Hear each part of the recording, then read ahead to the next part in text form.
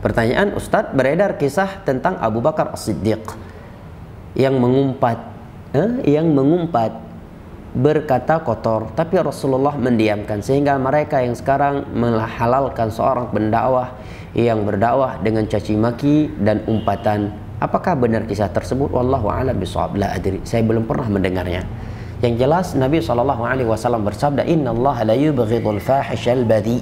Sesungguhnya Allah sangat murka kepada orang yang kotor dan kasar kata-katanya.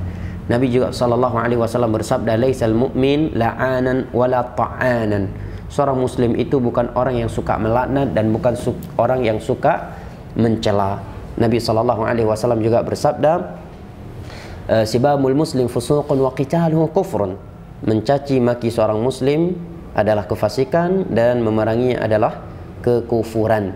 Nabi SAW juga bersabda, Inna akmalal mu'minina iman ahsanuhum khuluqa. Kaum mukminin yang paling sempurna imannya adalah yang paling mulia akhlaknya. Bahkan Allah Jalla wa'ala berfirman kepada Musa dan Harun alaihi wassalam ketika Allah memerintahkan mereka untuk mendatangi Musa, mendakwahi secara langsung.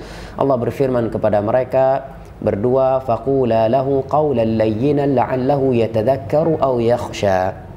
Ucapkanlah kepada Fir'aun ucapan yang penuh kelemah lembutan agar dia mengingat dan takut kepada Allah. Dan juga Allah berfirman dalam surat Al-Ahzab, ya ayyuhalladzina amanu athi'ullah ya ayyuhalladzina amanu taqullaha wa qulu qawlan sadida. Ucapkanlah ucapan yang sadidan, kelemah lembutan, ya, yang rahmat. Naam, barakallahu fik, ya, tidak menggunakan kata-kata kotor. Allahul musta'an.